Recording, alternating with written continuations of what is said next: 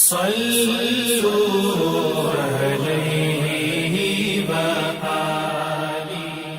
بخاری حدیث نمبر 101۔ عورتوں نے رسول اللہ صلی اللہ علیہ وسلم سے کہا کہ آپ سے فائدہ اٹھانے میں مرد ہم سے آگے بڑھ گئے ہیں، اس لیے آپ اپنی طرف سے ہمارے وعظ کے لیے بھی کوئی دن خاص فرما دیں۔ تو آپ صلی اللہ علیہ وسلم نے ان سے ایک دن کا وعدہ فرما لیا۔ اس دن عورتوں سے آپ نے ملاقات کی اور انہیں وعظ فرمایا اور مناسب احکام سنائے۔ جو کچھ آپ صلی اللہ علیہ وسلم نے ان سے فرمایا تھا اس میں یہ بات بھی تھی کہ جو کوئی عورت تم میں سے اپنے 3 لڑکے آگے بھیج دے گی تو وہ اس کے لیے دوزخ سے پناہ بن جائیں گے۔ اس پر ایک عورت نے کہا اگر 2 بچے بھیج دے؟ آپ نے فرمایا ہاں، اور 2 کا بھی یہ حکم ہے۔ صحیح بخاری حدیث نمبر 103۔ نبی کریم صلی اللہ علیہ وسلم نے فرمایا کہ جس سے حساب لیا گیا اسے عذاب کیا جائے گا۔ حضرت عائشہ رضی اللہ تعالی عنہا فرماتی ہیں کہ یہ سن کر میں نے کہا کہ کیا اللہ نے یہ نہیں فرمایا کہ عنقریب اس سے آسان حساب لیا جائے گا؟ رسول اللہ صلی اللہ علیہ وسلم نے فرمایا کہ یہ صرف اللہ کے دربار میں پیشی کا ذکر ہے، لیکن جس کے حساب میں جانچ پڑتال کی گئی سمجھو وہ غارت ہو گیا۔ صحیح بخاری حدیث نمبر 104۔ رسول اللہ صلی اللہ علیہ وسلم نے اللہ کی حمد و ثنا بیان کی، پھر فرمایا کہ مکے کو اللہ نے حرام کیا ہے، آدمیوں نے حرام نہیں کیا۔ تو سن لو کہ کسی شخص کے لیے جو اللہ پر اور یوم آخرت پر ایمان رکھتا ہو جائز نہیں ہے کہ مکے میں خون ریزی کرے یا اس کا کوئی پیڑ کاٹے۔ پھر اگر کوئی اللہ کے رسول کے لڑنے کی وجہ سے اس کا جواز نکالے تو اس سے کہہ دو اللہ نے اپنے رسول کے لیے اجازت دی تھی، تمہارے لیے نہیں دی، اور مجھے بھی دن کے کچھ لمحوں کے لیے اجازت ملی تھی، آج اس کی حرمت لوٹ آئی جیسی کل تھی، اور حاضر غائب کو یہ بات پہنچا دے۔ صحیح بخاری حدیث نمبر 105۔ ایک مرتبہ ابو بکر رضی اللہ عنہ نے رسول اللہ صلی اللہ علیہ وسلم کا ذکر کیا کہ آپ صلی اللہ علیہ وسلم نے فرمایا تمہارے خون اور تمہارے مال، محمد کہتے ہیں کہ میرے خیال میں آپ نے اعراضکم کا لفظ بھی فرمایا، یعنی اور تمہاری آبروئیں تم پر حرام ہیں، جس طرح تمہارے آج کے دن کی حرمت تمہارے اس مہینے میں۔ سن لو یہ خبر حاضر غائب کو پہنچا دے۔ اور محمد راوی حدیث کہتے تھے کہ رسول اللہ صلی اللہ علیہ وسلم نے سچ فرمایا۔ پھر دوبارہ فرمایا کہ کیا میں نے اللہ کا یہ حکم تمہیں نہیں پہنچا دیا؟ صحیح بخاری حدیث نمبر 106۔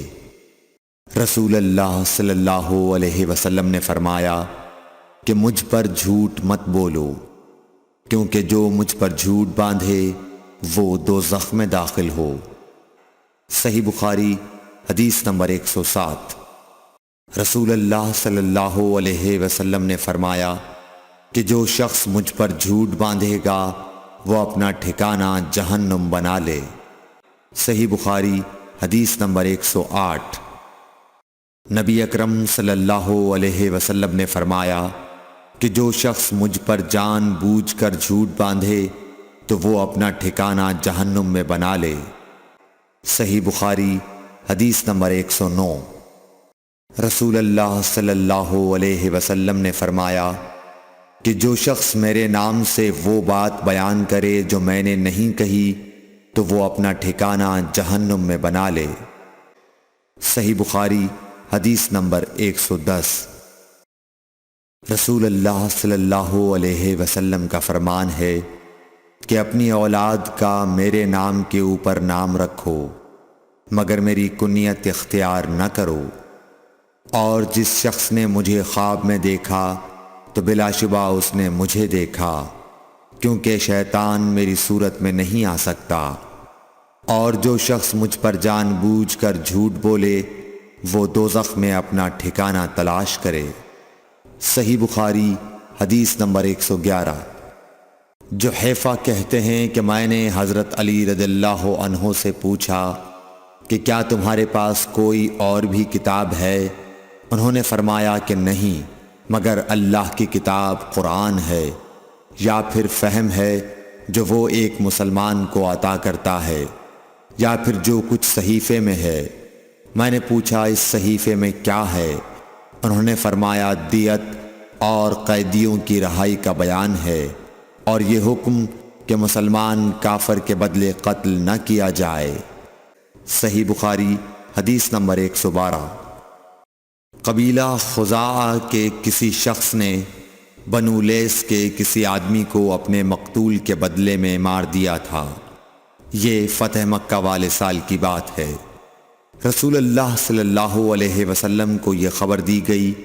آپ نے اپنی اونٹنی پر سوار ہو کر خطبہ پڑھا اور فرمایا کہ اللہ نے مکے سے قتل یا ہاتھی کو روک لیا۔ امام بخاری رحمۃ اللہ علیہ فرماتے ہیں اس لفظ کو شک کے ساتھ سمجھو۔ ایسا ہی ابو نعیم وغیرہ نے القتل اور الفیل کہا ہے۔ ان کے علاوہ دوسرے لوگ الفیل کہتے ہیں۔ پھر رسول اللہ صلی اللہ علیہ وسلم نے فرمایا کہ اللہ نے ان پر اپنے رسول اور مسلمانوں کو غالب کر دیا، اور سمجھ لو کہ وہ مکہ کسی کے لیے حلال نہیں ہوا، نہ مجھ سے پہلے اور نہ آئندہ کبھی ہوگا، اور میرے لیے بھی صرف دن کے تھوڑے سے حصے کے لیے حلال کر دیا گیا تھا۔ سن لو کہ وہ اس وقت حرام ہے، نہ اس کا کوئی کانٹا توڑا جائے نہ اس کے درخت کاٹے جائیں، اور اس کی گری پڑی چیزیں بھی وہی اٹھائے جس کا منشا یہ ہو کہ وہ اس شے کا تعارف کرا دے گا۔ تو اگر کوئی شخص مارا جائے تو اس کے عزیزوں کو اختیار ہے دو باتوں کا، یا دیت لیں یا بدلہ۔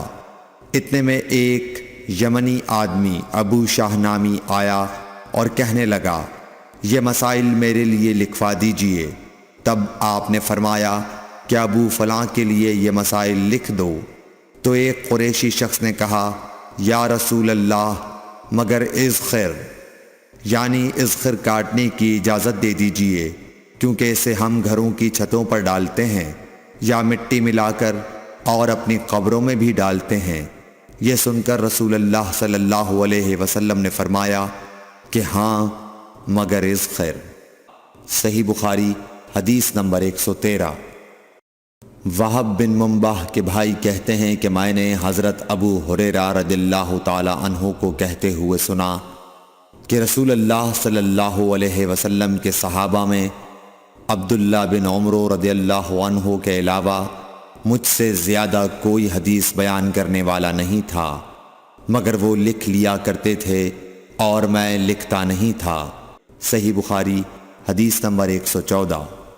جب نبی اکرم صلی اللہ علیہ وسلم کے مرض میں شدت ہو گئی تو آپ صلی اللہ علیہ وسلم نے فرمایا کہ میرے پاس سامان کتابت لاؤ تاکہ تمہارے لیے ایک تحریر لکھ دوں تاکہ بعد میں تم گمراہ نہ ہو سکو۔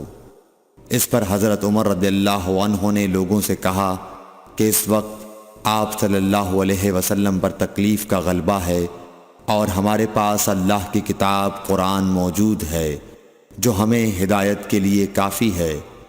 اس پر لوگوں کی رائے مختلف ہو گئی اور شور و غل زیادہ ہونے لگا۔ آپ صلی اللہ علیہ وسلم نے فرمایا میرے پاس سے اٹھ کھڑے ہو، میرے پاس جھگڑنا ٹھیک نہیں۔ اس پر ابن عباس رضی اللہ عنہ یہ کہتے ہوئے نکل گئے کہ بے شک مصیبت بڑی سخت مصیبت ہے، وہ چیز جو ہمارے اور رسول کے اور آپ کی تحریر کے درمیان حائل ہو گئی۔ صحیح بخاری حدیث نمبر 115۔ ایک رات نبی کریم صلی اللہ علیہ وسلم نے بیدار ہوتے ہی فرمایا کہ سبحان اللہ، آج کی رات کس قدر فتنے اتارے گئے ہیں اور کتنے ہی خزانے کھولے گئے ہیں۔ ان حجرے والیوں کو جگاؤ، کیونکہ بہت سی عورتیں جو دنیا میں باریک کپڑا پہننے والی ہیں وہ آخرت میں ننگی ہوں گی۔ صحیح بخاری حدیث نمبر 116۔ حضرت عبداللہ بن عمر رضی اللہ عنہ نے فرمایا کہ آخر عمر میں ایک دفعہ رسول اللہ صلی اللہ علیہ وسلم نے ہمیں عشاء کی نماز پڑھائی۔ جب آپ نے سلام پھیرا تو کھڑے ہو گئے اور فرمایا کہ تمہاری آج کی رات وہ ہے کہ اس رات سے 100 برس کے آخر تک کوئی شخص جو زمین پر ہے وہ باقی نہیں رہے گا۔ صحیح بخاری حدیث نمبر 117۔ حضرت عبداللہ بن عباس رضی اللہ تعالی عنہ فرماتے ہیں کہ ایک رات میں اپنی خالہ میمونہ بنت حارث زوجہ نبی کریم صلی اللہ علیہ وسلم کے پاس گزاری، اور نبی کریم صلی اللہ علیہ وسلم اس دن ان کی رات میں انہی کے گھر تھے۔ آپ صلی اللہ علیہ وسلم نے عشاء کی نماز مسجد میں پڑھی، پھر گھر تشریف لائے اور 4 رکعت نماز نفل پڑھ کر آپ سو گئے۔ پھر اٹھے اور فرمایا کہ ابھی تک یہ لڑکا سو رہا ہے یا اسی جیسا لفظ فرمایا۔ پھر آپ نماز پڑھنے کھڑے ہو گئے اور میں بھی وضو کر کے آپ کی بائیں جانب کھڑا ہو گیا، تو آپ صلی اللہ علیہ وسلم نے مجھے دائیں جانب کھڑا کر لیا۔ تب آپ نے 5 رکعت پڑھیں، پھر 2 پڑھیں، پھر آپ سو گئے، یہاں تک کہ میں نے آپ کے خراٹے کی آواز سنی۔ پھر آپ کھڑے ہو کر نماز کے لیے باہر تشریف لے آئے۔ صحیح بخاری حدیث نمبر 118۔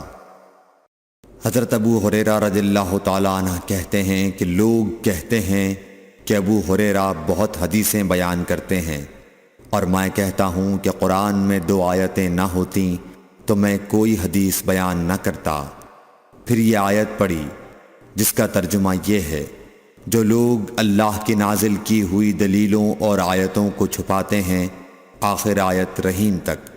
واقعہ یہ ہے کہ ہمارے مہاجرین بھائی تو بازار کی خرید و فروخت میں لگے رہتے تھے، اور انصار بھائی اپنی جائیدادوں میں مشغول رہتے، اور ابو ہریرہ رسول اللہ صلی اللہ علیہ وسلم کے ساتھ جی بھر کر رہتا، تاکہ آپ کی رفاقت میں شکم پوری سے بھی بے فکری رہے، اور ان مجلسوں میں حاضر رہتا جن مجلسوں میں دوسرے حاضر نہ ہوتے، اور وہ باتیں محفوظ رکھتا جو دوسرے محفوظ نہیں رکھ سکتے تھے۔ صحیح بخاری حدیث نمبر 119۔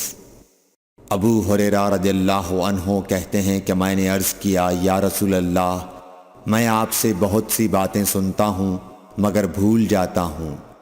آپ صلی اللہ علیہ وسلم نے فرمایا، اپنی چادر پھیلاؤ۔ میں نے اپنی چادر پھیلائی۔ آپ صلی اللہ علیہ وسلم نے اپنے دونوں ہاتھوں کی چلو بنائی اور میری چادر میں ڈال دی۔ فرمایا کہ چادر کو بدن پر لپیٹ لو۔ میں نے چادر کو اپنے بدن پر لپیٹ لیا، پھر اس کے بعد میں کوئی چیز نہیں بھولا۔ صحیح بخاری حدیث نمبر 120۔ حضرت ابو ہریرہ رضی اللہ عنہ فرماتے ہیں کہ میں نے رسول اللہ صلی اللہ علیہ وسلم سے علم کے 2 برتن یاد کر لیے ہیں، ایک کو میں نے پھیلا دیا ہے، اور دوسرا برتن اگر میں پھیلاؤں تو میرا یہ نرخرا کاٹ دیا جائے۔ صحیح بخاری حدیث نمبر 121۔ نبی اکرم صلی اللہ علیہ وسلم نے حجۃ الوداع میں فرمایا کہ لوگوں کو بالکل خاموش کر دو تاکہ وہ خوب سن لیں۔ پھر فرمایا، لوگوں میرے بعد پھر کافر مت بن جانا کہ ایک دوسرے کی گردن مارنے لگو۔ صحیح بخاری حدیث نمبر 122۔ رسول اللہ صلی اللہ علیہ وسلم نے فرمایا کہ ایک روز موسیٰ علیہ السلام نے کھڑے ہو کر بنی اسرائیل میں خطبہ دیا، تو آپ سے پوچھا گیا کہ لوگوں میں سب سے زیادہ صاحب علم کون ہے؟ انہوں نے فرمایا کہ میں ہوں۔ اس وجہ سے اللہ کا غصہ ان پر ہوا کہ انہوں نے علم کو خدا کے حوالے کیوں نہ کر دیا۔ تب اللہ نے ان کی طرف وحی بھیجی کہ میرے بندوں میں سے ایک بندہ دریاؤں کے سنگم پر ہے، جہاں فارس اور روم کے سمندر ملتے ہیں، وہ تجھ سے زیادہ عالم ہے۔ موسیٰ علیہ السلام نے کہا کہ اے پروردگار، میری ان سے ملاقات کیسے ہو؟ حکم ہوا کہ ایک مچھلی زنبیل میں رکھ لو، پھر جہاں تم اس مچھلی کو گم کر دو گے تو وہ بندہ تمہیں وہیں ملے گا۔ تب موسیٰ علیہ السلام چلے اور ساتھ اپنے خادم یوشع بن نون کو لے لیا، اور انہوں نے زنبیل میں مچھلی رکھ لی۔ جب ایک پتھر کے پاس پہنچے، دونوں اپنے سر اس پر رکھ کر سو گئے، اور مچھلی زنبیل سے نکل کر دریا میں اپنی راہ بناتی چلی گئی۔ اور یہ بات موسیٰ علیہ السلام اور ان کے ساتھی کے لیے بے حد تعجب کی تھی۔ پھر دونوں باقی رات اور دن میں جتنا وقت باقی تھا چلتے رہے۔ جب صبح ہوئی، موسیٰ علیہ السلام نے خادم سے کہا، ہمارا ناشتہ لاؤ، اس سفر میں ہم نے کافی تکلیف اٹھائی ہے۔ اور موسیٰ علیہ السلام بالکل نہیں تھکے تھے، مگر جب اس جگہ سے آگے نکل گئے جہاں تک انہیں جانے کا حکم ملا تھا، تب ان کے خادم نے کہا کہ کیا آپ نے دیکھا تھا کہ جب ہم صخرہ کے پاس ٹھہرے تھے تو میں مچھلی کا ذکر بھول گیا۔ بقول بعض صخرہ کے نیچے آب حیات تھا، وہ اس مچھلی پر پڑا اور وہ زندہ ہو کر بقدرت الہی دریا میں چل دی۔ یہ سن کر موسیٰ علیہ السلام بولے کہ یہی وہ جگہ ہے جس کی ہمیں تلاش تھی، تو وہ پچھلے پاؤں واپس ہو گئے۔ جب پتھر تک پہنچے تو دیکھا کہ ایک شخص کپڑا اوڑھے ہوئے موجود ہے۔ موسیٰ علیہ السلام نے انہیں سلام کیا۔ خضر نے کہا کہ تمہاری سرزمین میں سلام کہاں؟ پھر موسیٰ علیہ السلام نے کہا کہ میں موسیٰ ہوں۔ خضر بولے کہ بنی اسرائیل کے موسیٰ؟ انہوں نے جواب دیا ہاں۔ پھر کہا کہ کیا میں آپ کے ساتھ چل سکتا ہوں تاکہ آپ مجھے ہدایت کی وہ باتیں بتلاؤ جو اللہ نے خاص آپ ہی کو سکھلائی ہیں۔ خضر بولے کہ تم میرے ساتھ صبر نہیں کر سکو گے۔ اے موسیٰ، مجھے اللہ نے ایسا علم دیا ہے جسے تم نہیں جانتے، اور تم کو جو علم دیا ہے اسے میں نہیں جانتا۔ اس پر موسیٰ علیہ السلام نے کہا کہ خدا نے چاہا تو آپ مجھے صابر پاؤ گے، اور میں کسی بات میں آپ کی نافرمانی نہیں کروں گا۔ پھر دونوں دریا کے کنارے کنارے پیدل چلے۔ ان کے پاس کوئی کشتی نہ تھی کہ ایک کشتی ان کے سامنے سے گزری تو کشتی والوں سے انہوں نے کہا کہ ہمیں بٹھا لو۔ خضر کو انہوں نے پہچان لیا اور بغیر کرائے کے سوار کر لیا۔ اتنے میں ایک چڑیا آئی اور کشتی کے کنارے پر بیٹھ گئی۔ پھر سمندر میں اس نے ایک یا دو چونچیں ماری۔ اسے دیکھ کر خضر بولے کہ اے موسیٰ، میرے اور تمہارے علم نے اللہ کے علم میں سے اتنا ہی کم کیا ہوگا جتنا اس چڑیا نے سمندر کے پانی سے۔ پھر خضر نے کشتی کے تختوں میں سے ایک تختہ نکال ڈالا۔ موسیٰ علیہ السلام نے کہا کہ ان لوگوں نے تو ہمیں کرایہ لیے بغیر مفت میں سوار کیا، اور آپ نے ان کی کشتی کی لکڑی اکھاڑ ڈالی تاکہ یہ ڈوب جائیں۔ خضر بولے کہ کیا میں نے نہیں کہا تھا کہ تم میرے ساتھ صبر نہیں کر سکو گے؟ اس پر موسیٰ علیہ السلام نے جواب دیا کہ بھول پر میری گرفت نہ کرو۔ موسیٰ علیہ السلام نے بھول کر یہ پہلا اعتراض کیا تھا۔ پھر دونوں چلے۔ کشتی سے اتر کر ایک لڑکا بچوں کے ساتھ کھیل رہا تھا۔ خضر نے اوپر سے اس کا سر پکڑ کر ہاتھ سے اسے الگ کر دیا۔ موسیٰ علیہ السلام بول پڑے، کیا آپ نے ایک بے گناہ بچے کو بغیر کسی جانی حق کے مار ڈالا؟ غضب ہو گیا۔ خضر بولے کہ میں نے تم سے نہیں کہا تھا کہ تم میرے ساتھ صبر نہیں کر سکو گے؟ ابن عیینہ کہتے ہیں کہ اس کلام میں پہلے سے زیادہ تاکید ہے، کیونکہ پہلے کلام میں لفظ لکا نہیں کہا تھا، اس میں لکا زائد کیا، جس سے تاکید ظاہر ہے۔ پھر دونوں چلتے رہے، حتیٰ کہ ایک گاؤں والوں کے پاس آئے، ان سے کھانا لینا چاہا۔ انہوں نے کھانا کھلانے سے انکار کر دیا۔ انہوں نے وہیں دیکھا کہ ایک دیوار اسی گاؤں میں گرنے کے قریب تھی۔ خضر نے اپنے ہاتھ کے اشارے سے اسے سیدھا کر دیا۔ موسیٰ علیہ السلام بول اٹھے کہ اگر آپ چاہتے تو گاؤں والوں سے اس کام کی مزدوری لے سکتے تھے۔ خضر نے کہا کہ بس اب ہم اور تم میں جدائی کا وقت آ گیا ہے۔ جناب محبوب کبریا رسول اللہ صلی اللہ علیہ وسلم فرماتے ہیں کہ اللہ موسیٰ علیہ السلام پر رحم کرے۔ ہماری تمنا تھی کہ موسیٰ علیہ السلام کچھ دیر اور صبر کرتے تو مزید واقعات ان دونوں کے بیان کیے جاتے اور ہمارے سامنے روشنی میں آتے، مگر حضرت موسیٰ علیہ السلام کی عجلت نے اس علم لدنی کے سلسلے کو جلد ہی منقطع کرا دیا۔ صحیح بخاری حدیث نمبر 123۔ ایک شخص رسول اللہ صلی اللہ علیہ وسلم کی خدمت اقدس میں حاضر ہوا۔ اور اس نے عرض کیا یا رسول اللہ کی راہ میں لڑائی کی کیا صورت ہے؟ کیونکہ ہم میں سے کوئی غصے کی وجہ سے اور کوئی غیرت کی وجہ سے جنگ کرتا ہے۔ تو آپ صلی اللہ علیہ وسلم نے اس کی طرف سر اٹھایا، اور سر اس لیے اٹھایا کہ پوچھنے والا کھڑا ہوا تھا۔ پھر آپ صلی اللہ علیہ وسلم نے فرمایا، جو اللہ کے کلمے کو سر بلند کرنے کے لیے لڑے وہ اللہ کی راہ میں لڑتا ہے۔ صحیح بخاری حدیث نمبر 124۔ رسول اللہ صلی اللہ علیہ وآلہ وسلم سے رمی کے وقت پوچھا جا رہا تھا تو ایک شخص نے عرض کیا، یا رسول اللہ میں نے رمی سے قبل قربانی کر لی۔ آپ صلی اللہ علیہ وسلم نے فرمایا، اب رمی کر لو، کچھ حرج نہیں ہوا۔ دوسرے نے کہا، یا رسول اللہ میں نے قربانی سے پہلے سر منڈا لیا۔ آپ صلی اللہ علیہ وسلم نے فرمایا، اب قربانی کر لو، کچھ حرج نہیں۔ اس وقت جس چیز کے بارے میں جو آگے پیچھے ہو گئی تھی آپ سے پوچھا گیا، آپ صلی اللہ علیہ وسلم نے یہی جواب دیا، اب کر لو، کچھ حرج نہیں۔ صحیح بخاری حدیث نمبر 125۔ حضرت عبداللہ بن مسعود رضی اللہ تعالی عنہ کہتے ہیں کہ ایک مرتبہ میں رسول کریم صلی اللہ علیہ وسلم کے ساتھ مدینے کے کھنڈرات میں چل رہا تھا، اور آپ کھجور کی چھڑی پر سہارا دے کر چل رہے تھے، تو کچھ یہودیوں کا ادھر سے گزر ہوا۔ ان میں سے ایک نے دوسرے سے کہا کہ آپ سے روح کے بارے میں کچھ پوچھو۔ ان میں سے کسی نے کہا، مت پوچھو، ایسا نہ ہو کہ وہ کوئی ایسی بات کہہ دیں جو تمہیں ناگوار ہو۔ مگر ان میں سے بعض نے کہا کہ ہم ضرور پوچھیں گے۔ پھر ایک شخص نے کھڑے ہو کر کہا، اے ابو القاسم، روح کیا چیز ہے؟ آپ نے خاموشی اختیار فرمائی۔ میں نے دل میں کہا کہ آپ پر وحی آ رہی ہے، اس لیے میں کھڑا ہو گیا۔ جب آپ صلی اللہ علیہ وسلم سے وہ کیفیت دور ہو گئی تو آپ صلی اللہ علیہ وسلم نے قرآن کی یہ آیت جو اس وقت نازل ہوئی تھی تلاوت فرمائی، اے نبی، تم سے یہ لوگ روح کے بارے میں پوچھ رہے ہیں، کہہ دو کہ روح میرے رب کے حکم سے ہے، اور تمہیں علم کا بہت تھوڑا حصہ دیا گیا ہے، اس لیے تم روح کی حقیقت نہیں سمجھ سکتے۔ صحیح بخاری حدیث نمبر 126۔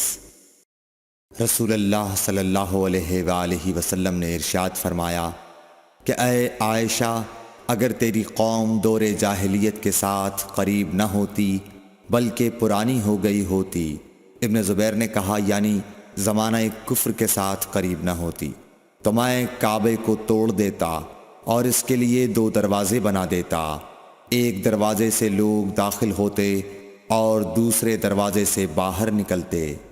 صحیح بخاری حدیث نمبر 127۔ حضرت علی رضی اللہ عنہ کا ارشاد ہے کہ لوگوں سے وہ باتیں کرو جنہیں وہ پہچانتے ہوں۔ کیا تمہیں یہ پسند ہے کہ لوگ اللہ اور اس کے رسول کو جھٹلا دیں؟ صحیح بخاری حدیث نمبر 128۔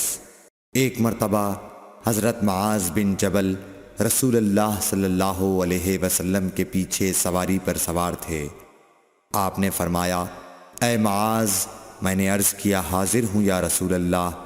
آپ صلی اللہ علیہ وسلم نے دوبارہ فرمایا، اے معاذ، میں نے عرض کیا حاضر ہوں اے اللہ کے رسول۔ آپ صلی اللہ علیہ وسلم نے 3 بار فرمایا، اے معاذ، میں نے عرض کیا حاضر ہوں اے اللہ کے رسول۔ 3 بار ایسا ہوا۔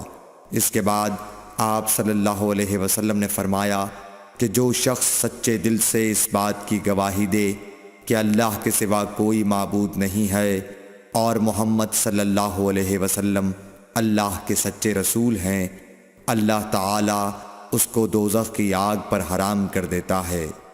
میں نے کہا، یا رسول اللہ، کیا اس بات سے لوگوں کو باخبر نہ کر دوں تاکہ وہ خوش ہو جائیں؟ آپ صلی اللہ علیہ وسلم نے فرمایا، اگر تم یہ خبر سناؤ گے تو لوگ اس پر بھروسہ کر بیٹھیں گے اور عمل چھوڑ دیں گے۔ صحیح بخاری حدیث نمبر 129۔ رسول کریم صلی اللہ علیہ وسلم نے ایک روز معاذ رضی اللہ عنہ سے فرمایا کہ جو شخص اللہ سے اس کیفیت کے ساتھ ملاقات کرے کہ اس نے اللہ کے ساتھ کسی کو شریک نہ کیا ہو وہ یقیناً جنت میں داخل ہوگا۔ معاذ بولے، یا رسول اللہ، کیا میں اس بات کی لوگوں کو بشارت نہ سنا دوں؟ آپ صلی اللہ علیہ وسلم نے فرمایا، نہیں، مجھے خوف ہے کہ لوگ اس پر بھروسہ کر بیٹھیں گے۔ صحیح بخاری حدیث نمبر 130۔ ام سلیم نامی ایک عورت رسول کریم صلی اللہ علیہ وسلم کی خدمت اقدس میں حاضر ہوئیں اور عرض کیا کہ یا رسول اللہ، اللہ تعالی حق بات بیان کرنے سے نہیں شرماتا، اس لیے میں پوچھتی ہوں کہ کیا احتلام سے عورت پر بھی غسل ضروری ہے؟ آپ صلی اللہ علیہ وسلم نے فرمایا کہ ہاں، جب عورت پانی دیکھ لے، یعنی کپڑے وغیرہ پر منی کا اثر معلوم ہو۔ تو یہ سن کر حضرت ام سلمہ رضی اللہ عنہا نے شرم کی وجہ سے اپنا چہرہ چھپا لیا اور کہا، یا رسول اللہ، کیا عورت کو بھی احتلام ہوتا ہے؟ آپ نے فرمایا، ہاں، تیرے ہاتھ خاک آلود ہوں، پھر کیوں اس کا بچہ اس کی صورت کے مشابہ ہوتا ہے؟ یعنی یہی اس کے احتلام کا ثبوت ہے۔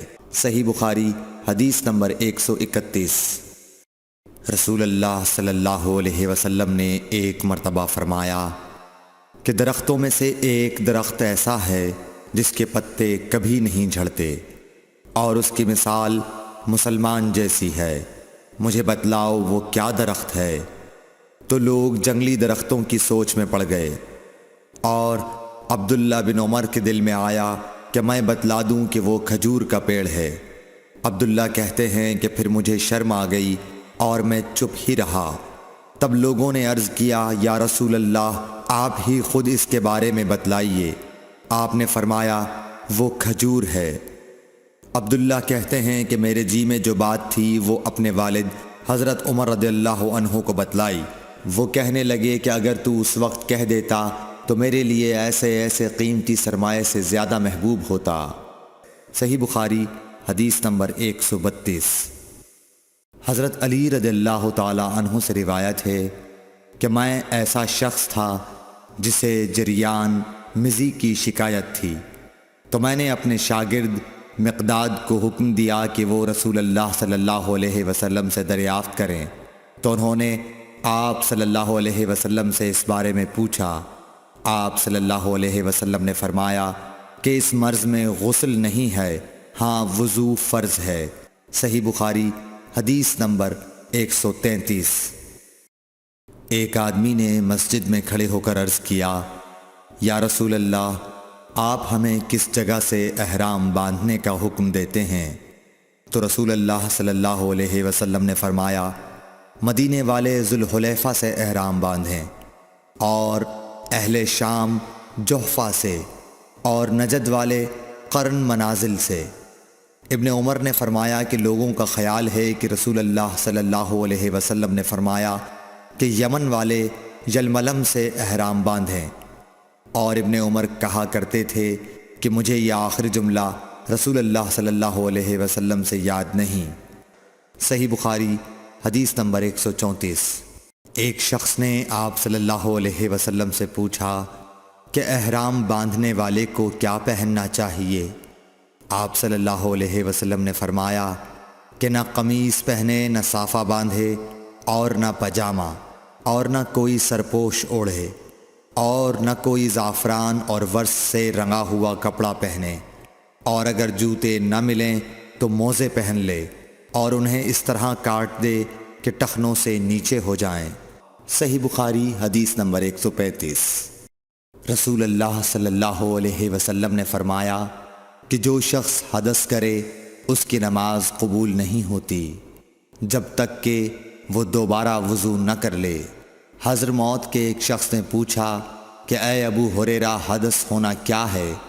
آپ نے فرمایا، پخانے کے مقام سے نکلنے والی آواز والی یا بے آواز والی ہوا۔ صحیح بخاری حدیث نمبر 136۔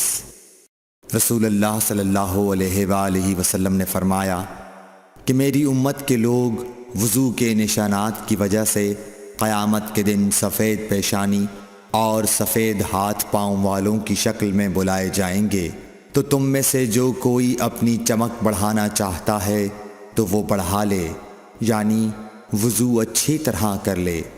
صحیح بخاری حدیث نمبر 137۔ رسول کریم صلی اللہ علیہ وسلم سے شکایت کی گئی کہ ایک شخص ہے جسے یہ خیال ہوتا ہے کہ نماز میں کوئی چیز یعنی ہوا نکلتی معلوم ہوئی ہے۔ آپ صلی اللہ علیہ وسلم نے فرمایا کہ نماز سے نہ پھرے یا نہ مڑے جب تک آواز نہ سنے یا بو نہ پائے۔ صحیح بخاری حدیث نمبر 138۔ نبی کریم صلی اللہ علیہ وسلم سوئے یہاں تک کہ آپ خراٹے لینے لگے، پھر آپ نے نماز پڑھی، اور کبھی راوی نے یوں کہا کہ آپ صلی اللہ علیہ وسلم لیٹ گئے پھر خراٹے لینے لگے، پھر آپ صلی اللہ علیہ وسلم کھڑے ہوئے، اس کے بعد نماز پڑھی۔ ابن عباس رضی اللہ تعالی عنہ کہتے تھے کہ ایک مرتبہ میں نے اپنی خالہ ام المومنین حضرت میمونہ کے گھر رات گزاری تو میں نے دیکھا کہ رسول اللہ صلی اللہ علیہ وسلم رات کو اٹھے۔ جب تھوڑی رات باقی رہ گئی تو آپ صلی اللہ علیہ وسلم نے اٹھ کر ایک لٹکے ہوئے مشکیزے سے ہلکا سا وضو کیا۔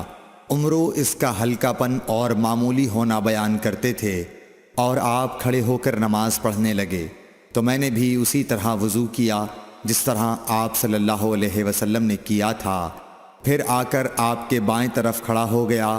اور کبھی سفیان نے ان یسارہ کے بجائے ان شمالہ کا لفظ کہا، مطلب دونوں کا ایک ہی ہے۔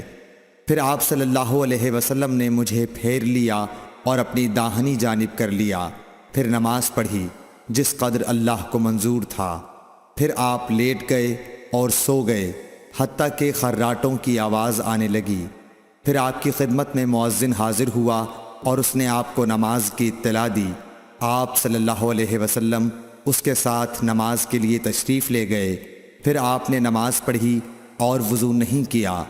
سفیان کہتے ہیں کہ ہم نے عمرو سے کہا، کچھ لوگ کہتے ہیں کہ رسول اللہ صلی اللہ علیہ وسلم کی آنکھیں سوتی تھیں، دل نہیں سوتا تھا۔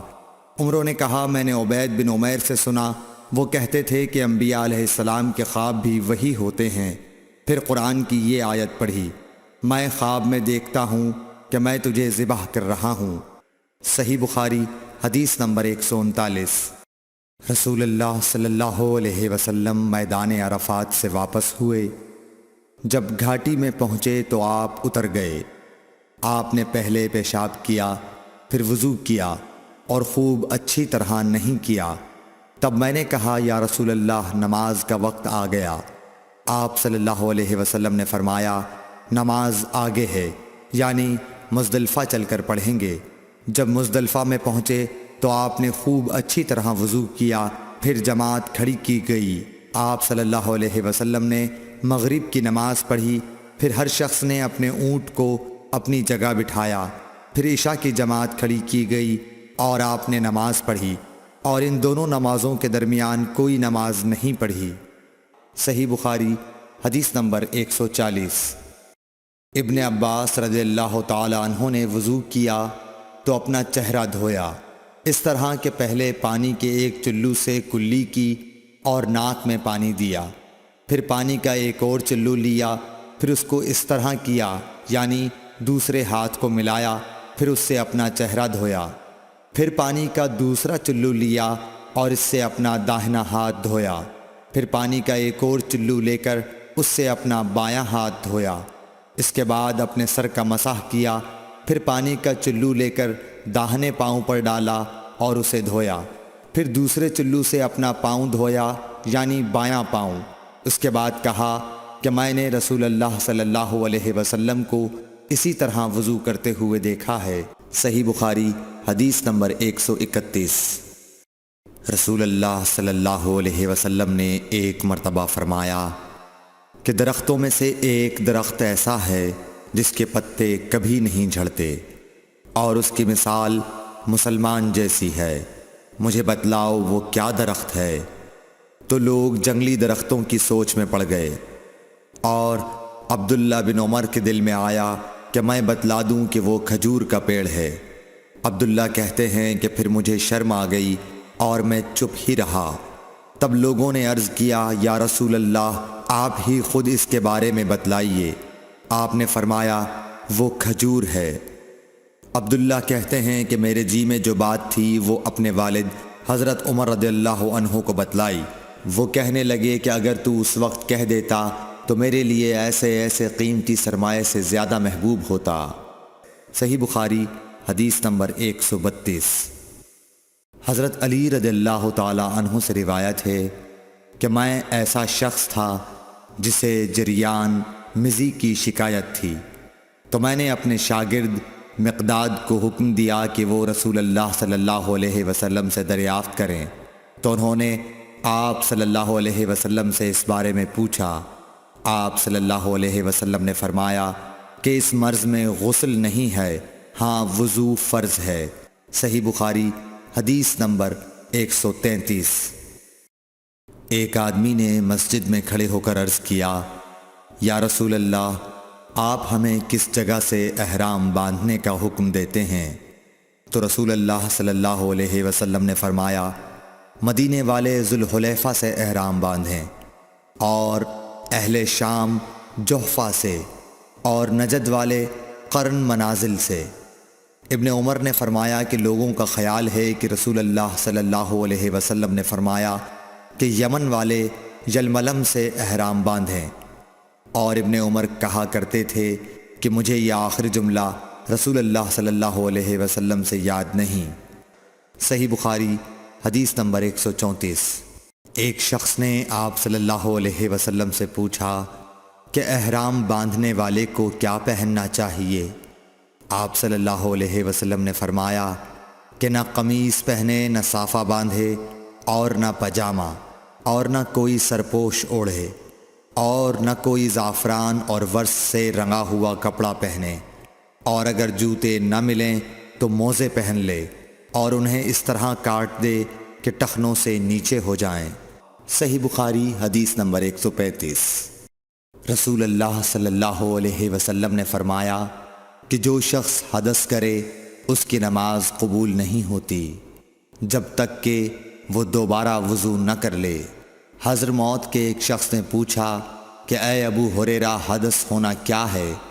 آپ نے فرمایا، پخانے کے مقام سے نکلنے والی آواز والی یا بے آواز والی ہوا۔ صحیح بخاری حدیث نمبر 136۔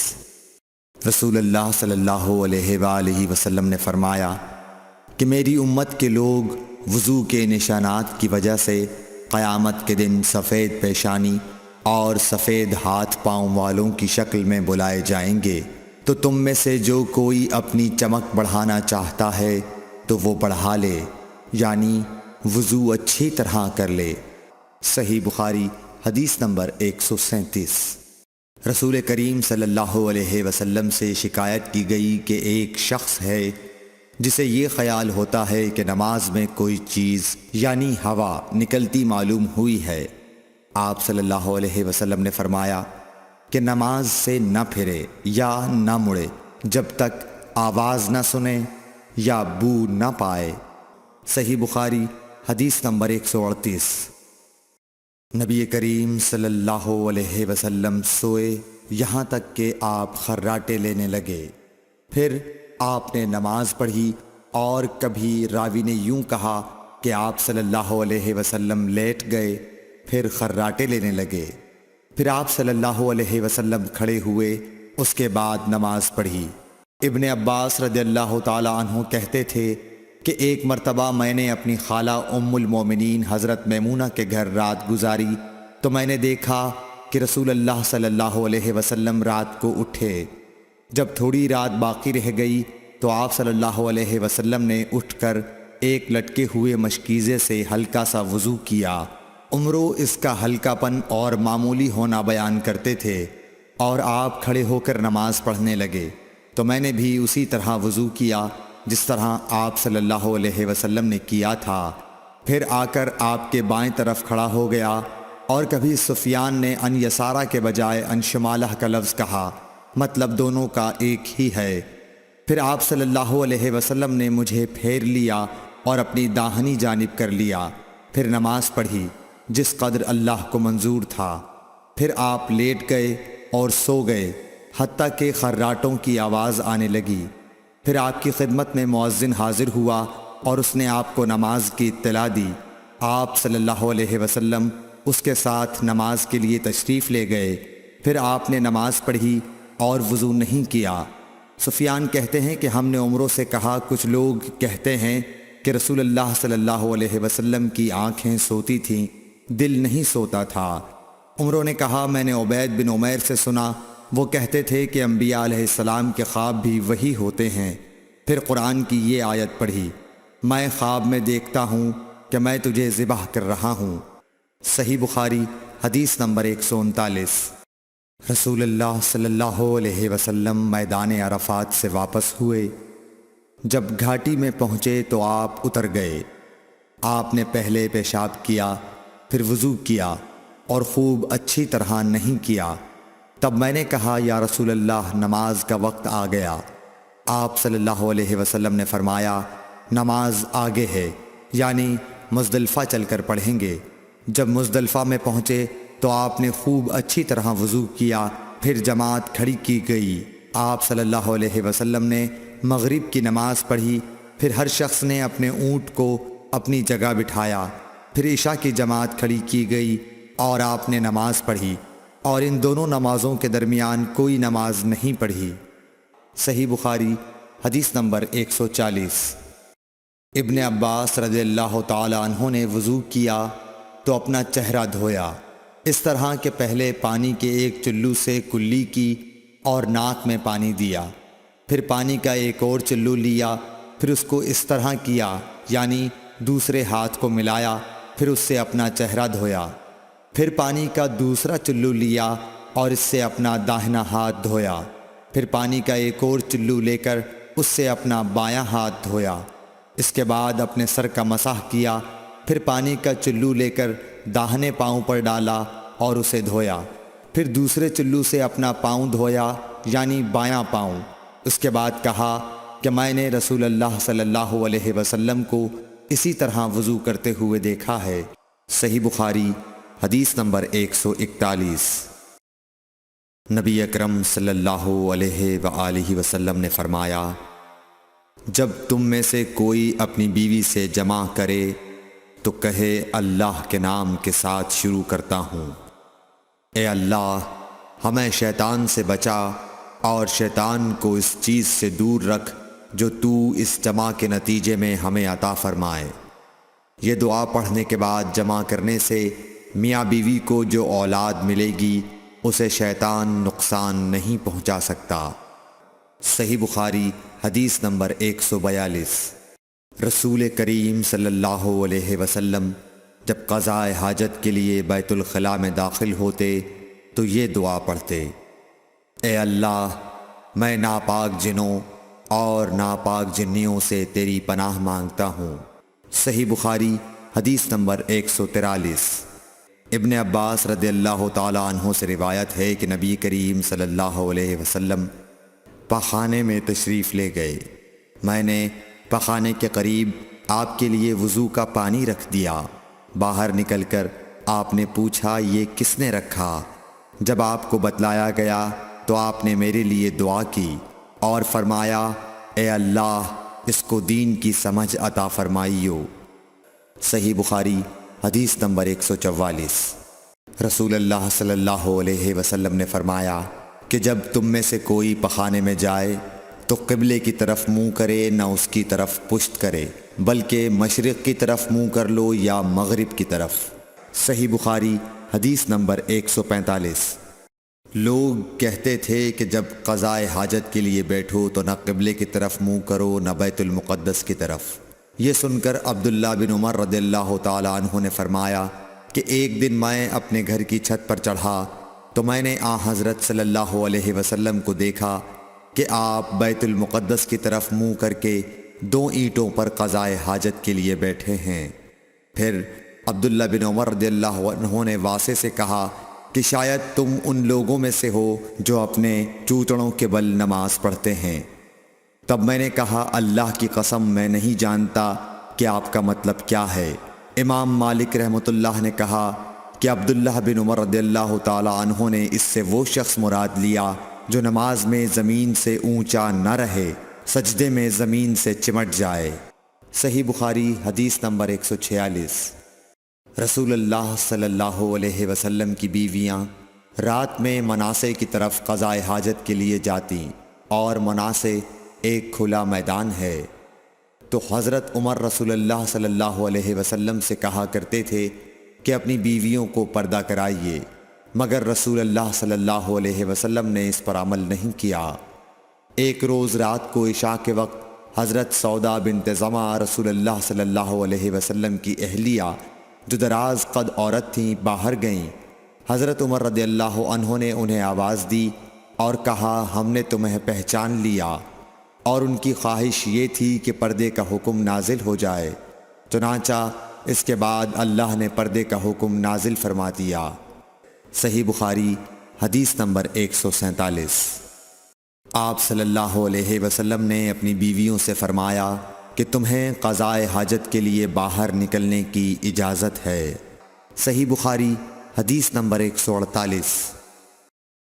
عبداللہ بن عمر رضی اللہ تعالی عنہ فرماتے ہیں کہ ایک دن میں اپنی بہن اور رسول اللہ صلی اللہ علیہ وسلم کی اہلیہ محترمہ حفصہ کے مکان کی چھت پر اپنی کسی ضرورت سے چڑھا، تو مجھے رسول اللہ صلی اللہ علیہ وسلم قضاء حاجت کرتے وقت قبلے کی طرف پشت اور شام کی طرف منہ کیے ہوئے نظر آئے۔ صحیح بخاری حدیث نمبر 149۔ عبداللہ بن عمر رضی اللہ تعالی عنہ نے خبر دی، وہ کہتے ہیں کہ ایک دن میں اپنے گھر کی چھت پر چڑھا تو مجھے رسول اللہ صلی اللہ علیہ وسلم 2 اینٹوں پر قضاء حاجت کے وقت بیت المقدس کی طرف منہ کیے ہوئے نظر آئے۔ صحیح بخاری حدیث نمبر 150۔ انس بن مالک رضی اللہ تعالی عنہ کہتے تھے کہ جب رسول اللہ صلی اللہ علیہ وسلم رفع حاجت کے لیے نکلتے تو میں اور ایک لڑکا اپنے ساتھ پانی کا برتن لے آتے تھے، مطلب یہ کہ اس پانی سے رسول اللہ صلی اللہ علیہ وسلم طہارت کیا کرتے تھے۔ صحیح بخاری حدیث نمبر 151۔ انس رضی اللہ تعالی عنہ کہتے ہیں کہ جب نبی کریم صلی اللہ علیہ وسلم قضاء حاجت کے لیے نکلتے، میں اور ایک لڑکا دونوں آپ صلی اللہ علیہ وسلم کے پیچھے جاتے تھے، اور ہمارے ساتھ پانی کا ایک برتن ہوتا تھا۔ صحیح بخاری حدیث نمبر 152۔ انس بن مالک کہتے تھے کہ رسول اللہ صلی اللہ علیہ وسلم پخانے میں جاتے تو میں اور ایک لڑکا پانی کا برتن اور نیزہ لے کر چلتے تھے، پانی سے آپ طہارت کرتے تھے۔ صحیح بخاری حدیث نمبر 153۔ رسول اللہ صلی اللہ علیہ وسلم نے فرمایا، جب تم میں سے کوئی پانی پیے تو برتن میں سانس نہ لے، اور جب پخانے میں جائے تو اپنی شرمگاہ کو داہنے ہاتھ سے نہ چھوئے اور نہ داہنے ہاتھ سے استنجا کرے۔ صحیح بخاری حدیث نمبر 154۔ نبی کریم صلی اللہ علیہ وسلم نے فرمایا، جب تم میں سے کوئی پیشاب کرے تو اپنا وضو اپنے داہنے ہاتھ سے نہ پکڑے، نہ داہنے سے طہارت کرے، نہ پانی پیتے وقت برتن میں سانس لے۔ صحیح بخاری حدیث نمبر 155۔ حضرت ابو ہریرہ کہتے ہیں کہ رسول کریم صلی اللہ علیہ وسلم ایک مرتبہ رفع حاجت کے لیے تشریف لے گئے۔ آپ کی عادت مبارکہ تھی کہ آپ چلتے وقت ادھر ادھر نہیں دیکھا کرتے تھے، تو میں بھی آپ کے پیچھے آپ کے قریب پہنچ گیا۔ مجھے دیکھ کر آپ نے فرمایا کہ مجھے پتھر ڈھونڈ دو تاکہ میں ان سے پاکی حاصل کروں، یا اسی جیسا کوئی لفظ فرمایا، اور فرمایا کہ ہڈی اور گوبر نہ لانا۔ چنانچہ میں اپنے دامن میں پتھر بھر کر آپ کے پاس لے گیا اور آپ کے پہلو میں رکھ دیے اور آپ کے پاس سے ہٹ گیا۔ جب آپ قضاء حاجت سے فارغ ہوئے تو آپ نے پتھروں سے استنجا کیا۔ صحیح بخاری حدیث نمبر 156۔ عبداللہ بن مسعود رضی اللہ تعالی عنہ کہتے تھے کہ نبی کریم صلی اللہ علیہ وسلم رفع حاجت کے لیے گئے تو آپ نے مجھے فرمایا کہ میں 3 پتھر تلاش کر کے آپ کے پاس لاؤں، لیکن مجھے 2 پتھر ملے، تیسرا ڈھونڈا مگر مل نہ سکا، تو میں نے خشک گوبر اٹھا لیا، اس کو لے کر آپ کے پاس آ گیا۔ آپ نے پتھر تو لے لیے مگر گوبر پھینک دیا اور فرمایا یہ خود ناپاک ہے۔ صحیح بخاری حدیث نمبر 157۔ ابن عباس رضی اللہ تعالی عنہ کہتے ہیں کہ رسول اللہ صلی اللہ علیہ وسلم نے وضو میں ہر عضو کو ایک ایک مرتبہ دھویا۔ صحیح بخاری حدیث نمبر 158۔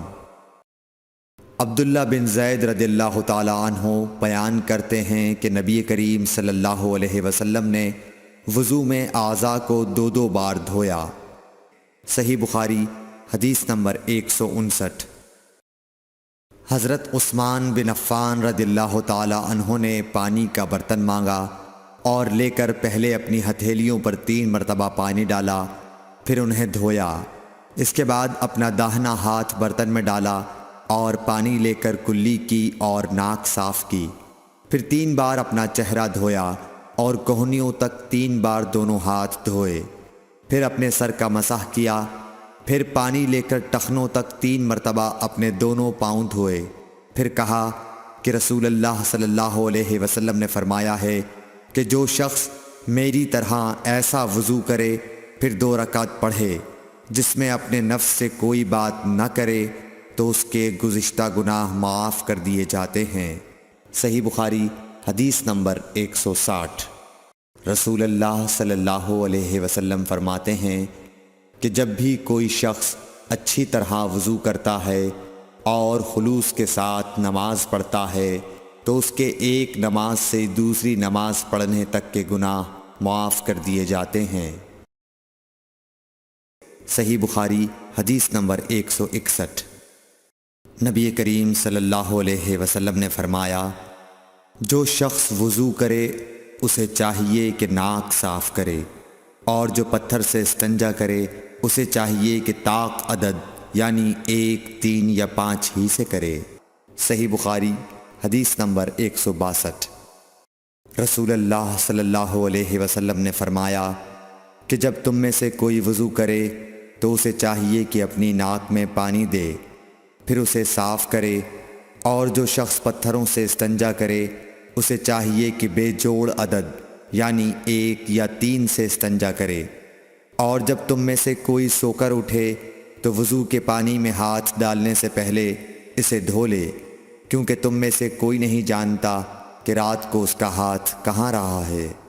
صحیح بخاری حدیث نمبر 163۔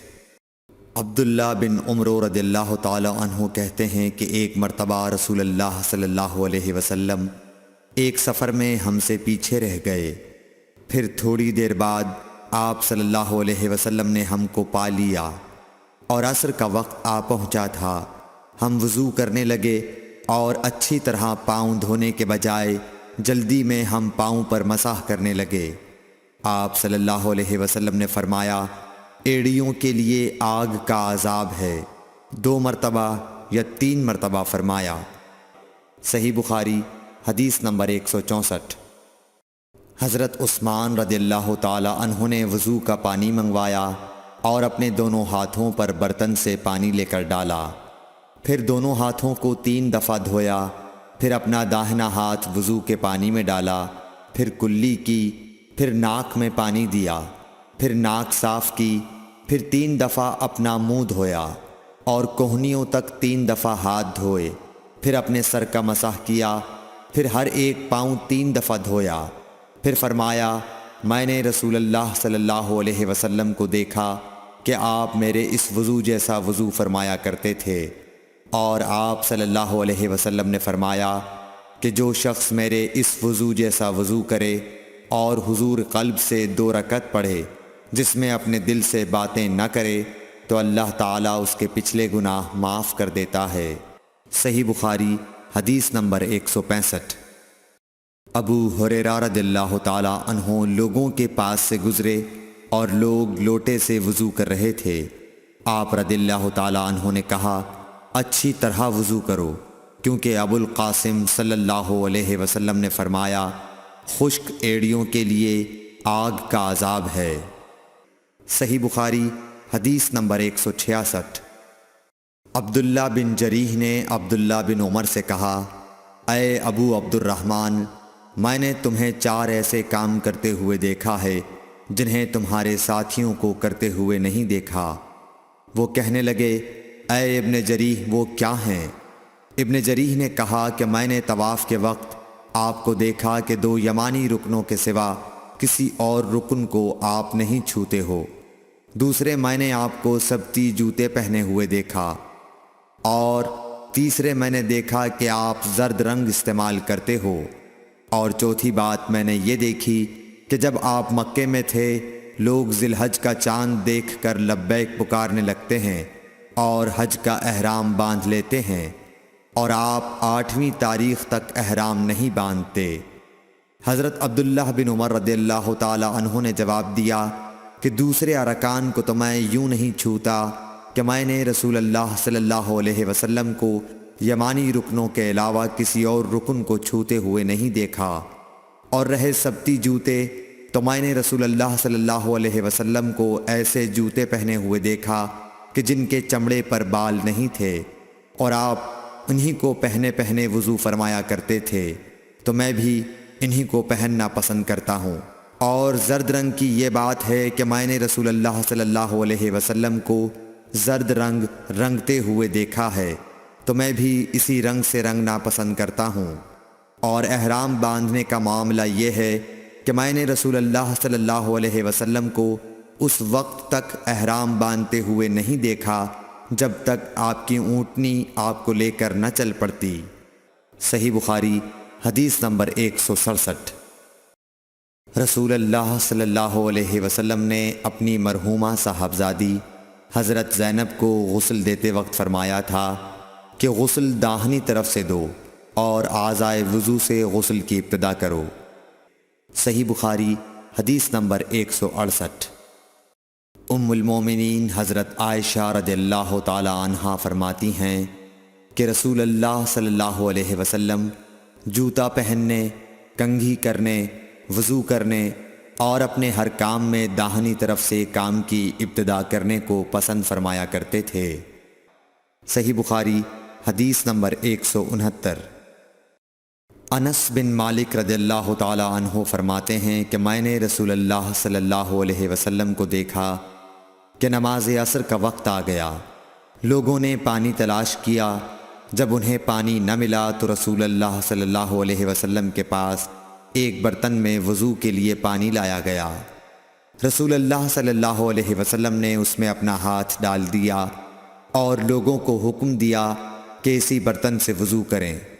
حضرت انس رضی اللہ تعالی عنہ کہتے ہیں کہ میں نے دیکھا کہ آپ کی انگلیوں کے نیچے سے پانی چشمے کی طرح ابل رہا تھا، یہاں تک کہ قافلے کے آخری آدمی نے بھی وضو کر لیا۔ صحیح بخاری حدیث نمبر 170۔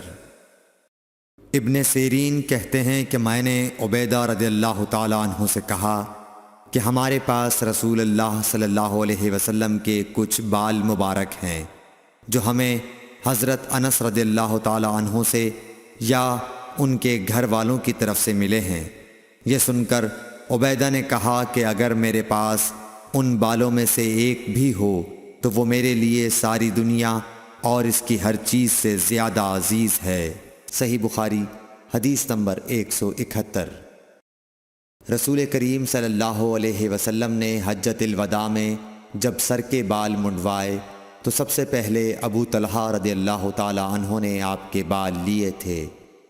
صحیح بخاری حدیث نمبر 172۔ رسول اللہ صلی اللہ علیہ وسلم نے فرمایا کہ جب کتا تم میں سے کسی کے برتن میں سے کچھ پی لے تو اس کو 7 مرتبہ دھو لو تو پاک ہو جائے گا۔ صحیح بخاری حدیث نمبر 173۔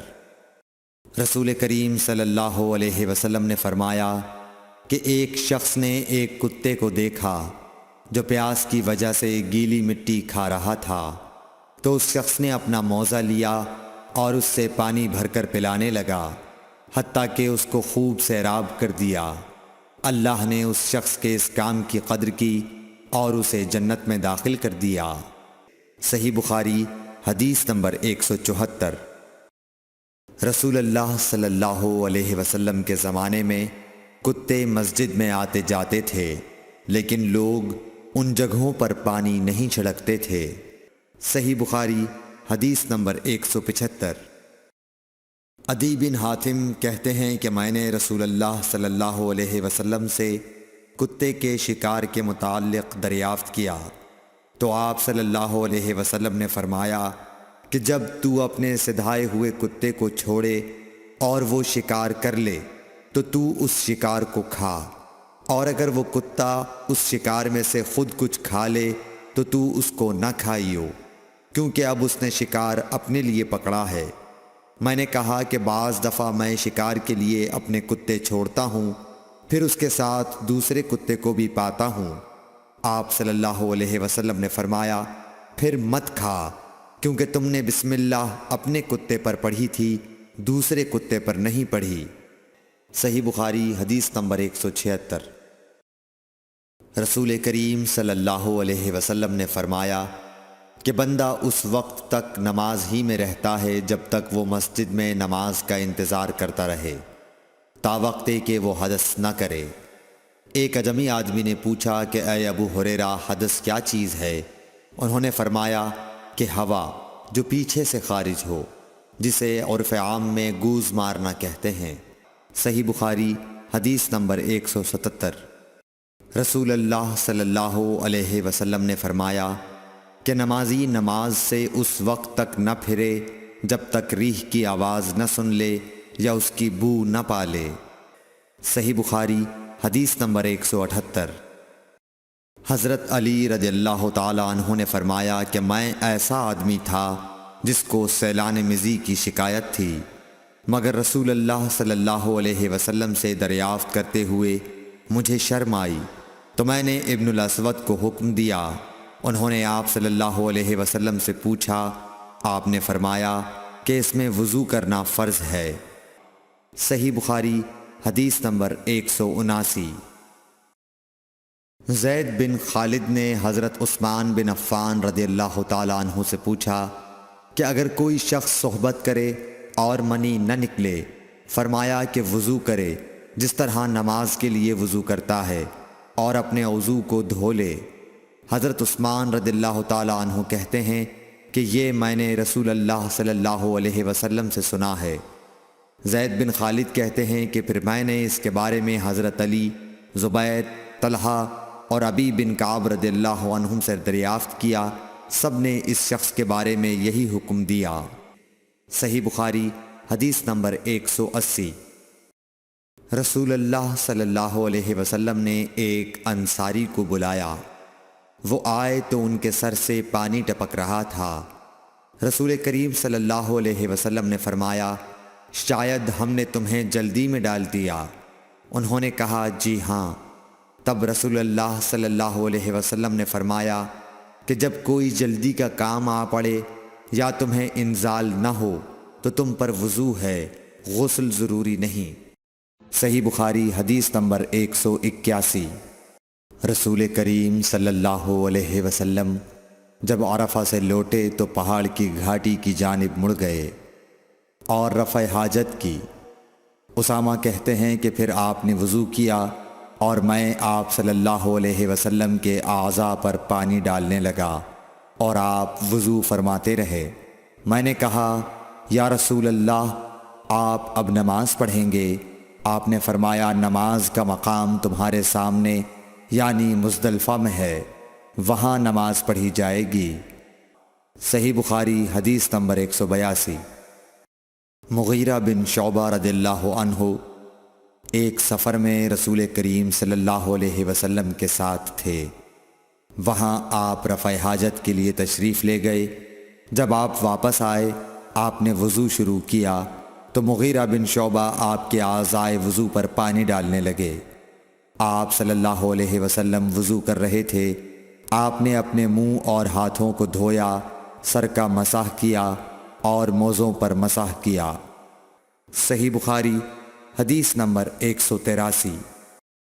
عبداللہ بن عباس رضی اللہ تعالی عنہ نے رات رسول کریم صلی اللہ علیہ وسلم کی زوجہ مطہرہ اور اپنی خالہ میمونہ رضی اللہ عنہا کے گھر میں گزاری۔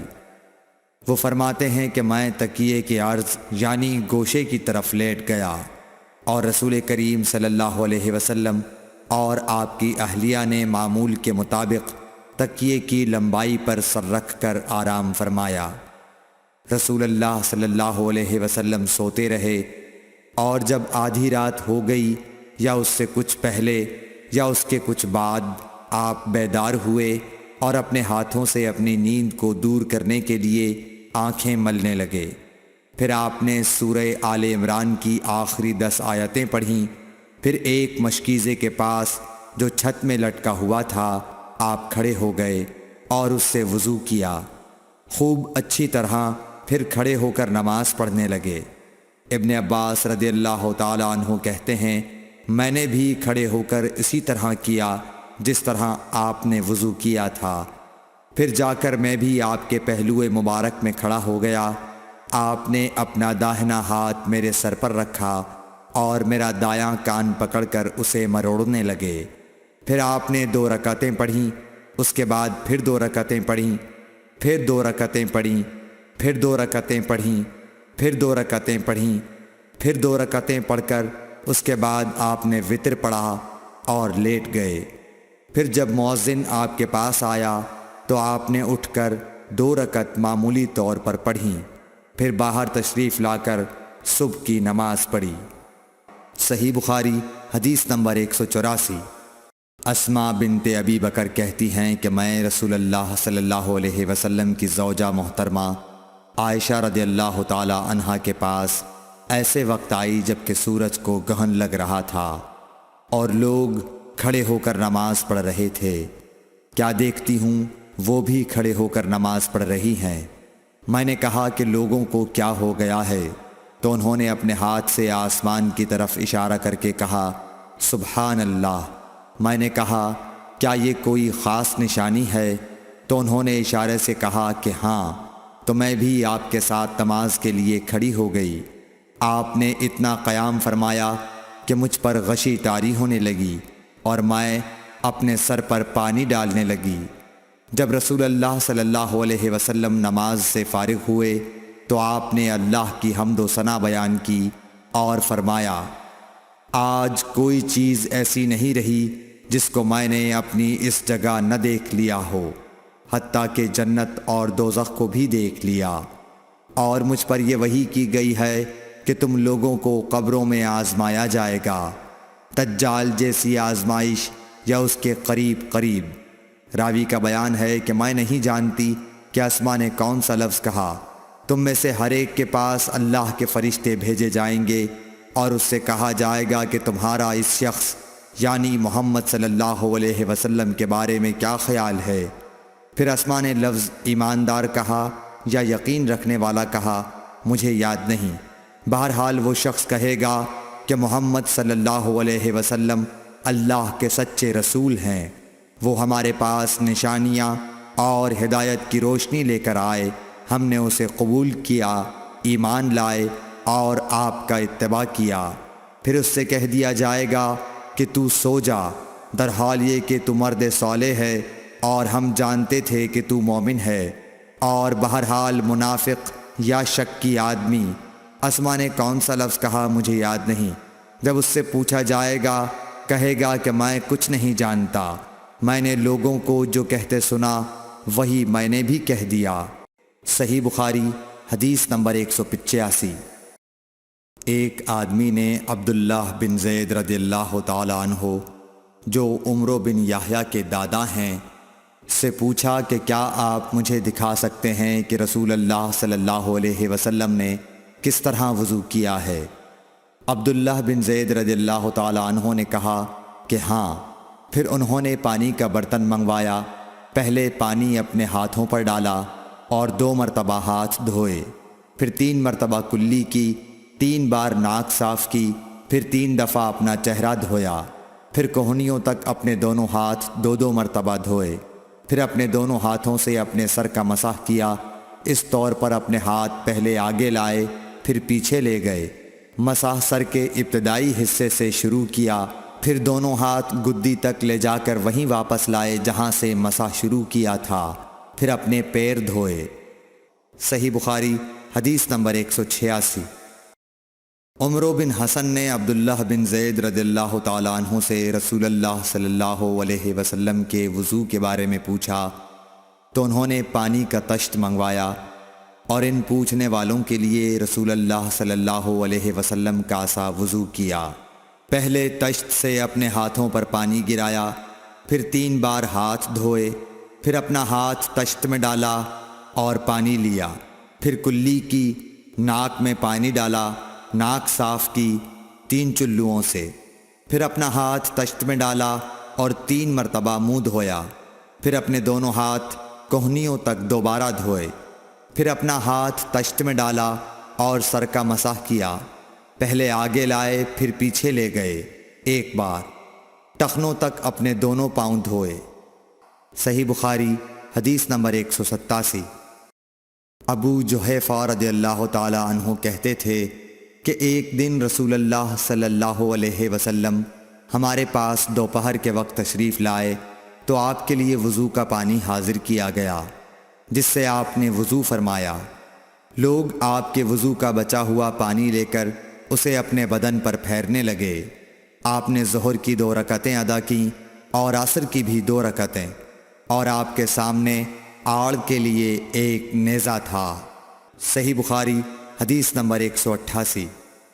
ابو موسیٰ اشعری رضی اللہ تعالی عنہ کہتے ہیں کہ نبی کریم صلی اللہ علیہ وسلم نے ایک پیالہ منگوایا جس میں پانی تھا، اس سے آپ نے اپنے ہاتھ دھوئے اور اسی پیالے میں منہ دھویا اور اسی میں کلی فرمائی، پھر فرمایا تو تم لوگ اس کو پی لو اور اپنے چہروں اور سینوں پر ڈال لو۔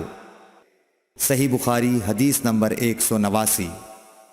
محمود بن ربی جب چھوٹے تھے تو رسول اللہ صلی اللہ علیہ وسلم نے انہی کے کنویں کے پانی سے ان کے منہ میں کلی ڈالی تھی، اور عروہ نے اسی حدیث کو مسعور وغیرہ سے بھی روایت کیا ہے، اور ہر ایک راوی ان دونوں میں سے ایک دوسرے کی تصدیق کرتے ہیں کہ جب رسول اللہ صلی اللہ علیہ وسلم وضو فرماتے تو آپ کے بچے ہوئے وضو کے پانی پر صحابہ رضی اللہ عنہم جھگڑنے کے قریب ہو جاتے تھے۔ صحیح بخاری حدیث نمبر 190۔ صائب بن یزید کہتے تھے کہ میری خالہ مجھے نبی کریم صلی اللہ علیہ وسلم کی خدمت میں لے گئیں اور عرض کیا کہ یا رسول اللہ، میرا یہ بھانجا بیمار ہے۔ آپ صلی اللہ علیہ وسلم نے میرے سر پر اپنا ہاتھ پھیرا اور میرے لیے برکت کی دعا فرمائی، پھر آپ نے وضو کیا اور میں نے آپ کے وضو کا بچا ہوا پانی پیا، پھر میں آپ کی کمر کے پیچھے کھڑا ہو گیا اور میں نے مہر نبوت دیکھی جو آپ کے مونڈھوں کے درمیان ایسی تھی جیسے چھپر کھٹ کی گھنڈی یا کبوتر کا انڈا۔ صحیح بخاری حدیث نمبر 191۔ عبداللہ بن زید رضی اللہ تعالی عنہ نے وضو کرتے وقت برتن سے پہلے اپنے دونوں ہاتھوں پر پانی ڈالا، پھر انہیں دھویا، پھر دھویا، یا یوں کہا کہ کلی کی اور ناک میں ایک چلو سے پانی ڈالا اور 3 مرتبہ اسی طرح کیا، پھر 3 مرتبہ اپنا چہرہ دھویا، پھر کوہنیوں تک اپنے دونوں ہاتھ 2 بار دھوئے، پھر سر کا مسح کیا، اگلی جانب اور پچھلی جانب کا، اور ٹخنوں تک اپنے دونوں پاؤں دھوئے، پھر کہا کہ رسول اللہ صلی اللہ علیہ وسلم کا وضو اسی طرح ہوا کرتا تھا۔ صحیح بخاری حدیث نمبر 192۔ عبداللہ بن زید رضی اللہ تعالی عنہ سے رسول کریم صلی اللہ علیہ وسلم کے وضو کے بارے میں پوچھا تو عبداللہ بن زید رضی اللہ عنہ نے پانی کا ایک تشت منگوایا، پھر ان لوگوں کے دکھانے کے لیے وضو شروع کیا۔ پہلے تشت سے اپنے ہاتھوں پر پانی گرایا، پھر انہیں 3 بار دھویا، پھر اپنا ہاتھ برتن کے اندر ڈالا، پھر کلی کی اور ناک میں پانی ڈال کر ناک صاف کی 3 چلوؤں سے 3 دفعہ، پھر اپنا ہاتھ برتن کے اندر ڈالا اور اپنے منہ کو 3 بار دھویا، پھر اپنا ہاتھ برتن کے اندر ڈالا اور دونوں ہاتھ کوہنیوں تک 2 بار دھوئے، پھر سر پر مسح کیا، اس طرح کہ پہلے آگے کی طرف اپنا ہاتھ لائے، پھر پیچھے کی طرف لے گئے، پھر برتن میں اپنا ہاتھ ڈالا اور اپنے دونوں پاؤں دھوئے۔ دوسری روایت میں ہم سے موسیٰ نے ان سے وہیب نے بیان کیا کہ آپ نے سر کا مسح 1 دفعہ کیا۔ صحیح بخاری حدیث نمبر 193۔ رسول کریم صلی اللہ علیہ وسلم کے زمانے میں عورت اور مرد سب ایک ساتھ ایک ہی برتن سے وضو کیا کرتے تھے، یعنی وہ مرد اور عورتیں جو ایک دوسرے کے محرم ہوتے۔ صحیح بخاری حدیث نمبر 194۔ حضرت جابر رضی اللہ تعالی عنہ کہتے تھے کہ رسول کریم صلی اللہ علیہ وسلم میری مزاج پرسی کے لیے تشریف لائے۔ میں بیمار تھا، ایسا کہ مجھے ہوش تک نہیں تھا۔ آپ نے وضو کیا اور اپنے وضو کا پانی مجھ پر چھڑکا تو مجھے ہوش آ گیا۔ میں نے عرض کیا، یا رسول اللہ، میرا وارث کون ہوگا؟ میرا تو صرف ایک کلالہ وارث ہے۔ اس پر آیت میراث نازل ہوئی۔ صحیح بخاری حدیث نمبر 195۔ ایک مرتبہ نماز کا وقت آ گیا تو جس شخص کا مکان قریب ہی تھا وہ وضو کرنے اپنے گھر چلا گیا، اور کچھ لوگ جن کے مکان دور تھے رہ گئے۔ تو رسول کریم صلی اللہ علیہ وسلم کے پاس پتھر کا ایک لگن لایا گیا جس میں کچھ پانی تھا، اور وہ اتنا چھوٹا تھا کہ آپ اس میں اپنی ہتھیلی نہیں پھیلا سکتے تھے، مگر سب نے اس برتن کے پانی سے وضو کر لیا۔ ہم نے حضرت انس رضی اللہ عنہ سے پوچھا کہ تم کتنے نفر تھے؟ کہا 80 سے کچھ زیادہ ہی تھے۔ صحیح بخاری حدیث نمبر 196۔ رسول کریم صلی اللہ علیہ وسلم نے ایک پیالہ منگوایا جس میں پانی تھا، پھر اس میں آپ نے اپنے دونوں ہاتھوں اور چہرے کو دھویا اور اسی میں کلی کی۔ صحیح بخاری حدیث نمبر 197۔ عبداللہ بن زید کہتے ہیں کہ رسول کریم صلی اللہ علیہ وسلم ہمارے گھر تشریف لائے۔ ہم نے آپ صلی اللہ علیہ وسلم کے لیے تانبے کے برتن میں پانی نکالا، اس سے آپ نے وضو کیا، 3 بار چہرہ دھویا، 2 بار ہاتھ دھوئے اور سر کا مسح کیا، اس طرح کہ پہلے آگے کی طرف ہاتھ لائے، پھر پیچھے کی جانب لے گئے اور پیر دھوئے۔ صحیح بخاری حدیث نمبر 198۔ حضرت عائشہ رضی اللہ تعالی عنہا نے فرمایا کہ جب رسول کریم صلی اللہ علیہ وسلم بیمار ہوئے اور آپ کی بیماری زیادہ ہو گئی تو آپ نے اپنی دوسری بیویوں سے اس بات کی اجازت لے لی کہ آپ کی تیمارداری میرے ہی گھر کی جائے۔ انہوں نے آپ کو اجازت دے دی۔ ایک روز رسول کریم صلی اللہ علیہ وسلم 2 آدمیوں کے درمیان سہارا لے کر گھر سے نکلے۔ آپ کے پاؤں کمزوری کی وجہ سے زمین پر گھسٹتے جاتے تھے۔ حضرت عباس رضی اللہ تعالی عنہ اور ایک آدمی کے درمیان آپ باہر نکلے تھے۔ عبید اللہ راوی حدیث کہتے ہیں کہ میں نے یہ حدیث عبداللہ بن عباس رضی اللہ تعالی عنہ کو سنائی تو وہ بولے، تم جانتے ہو دوسرا آدمی کون تھا؟ میں نے عرض کیا کہ نہیں۔ کہنے لگے وہ علی رضی اللہ تعالی عنہ تھے۔ پھر حضرت عائشہ رضی اللہ تعالی عنہا فرماتی تھیں کہ جب نبی کریم صلی اللہ علیہ وسلم اپنے گھر میں داخل ہوئے اور آپ کا مرض بڑھ گیا تو آپ نے فرمایا، میرے اوپر ایسی 7 مشکوں کا پانی ڈالو جن کے سربند نہ کھولے گئے ہوں، تاکہ میں سکون کے بعد لوگوں کو کچھ وصیت کروں۔ چنانچہ آپ کو حضرت حفصہ رسول اللہ صلی اللہ علیہ وسلم کی دوسری بیوی کے لگن میں جو تانبے کا تھا بٹھا دیا گیا، اور ہم نے آپ پر ان مشکوں سے پانی بہانا شروع کیا۔ جب آپ ہم کو اشارہ فرمانے لگے کہ بس اب تم نے اپنا کام پورا کر دیا تو اس کے بعد آپ لوگوں کے پاس باہر تشریف لے گئے۔ صحیح بخاری حدیث نمبر 199۔ عمرو بن یحییٰ نے اپنے باپ یحییٰ کے واسطے سے بیان کیا، وہ کہتے ہیں کہ میرے چچا بہت وضو کیا کرتے تھے، یا یہ کہ وضو میں بہت پانی بہاتے تھے۔ ایک دن انہوں نے عبداللہ بن زید رضی اللہ تعالی عنہ سے کہا کہ مجھے بتلائیے رسول اللہ صلی اللہ علیہ وسلم کس طرح وضو کیا کرتے تھے۔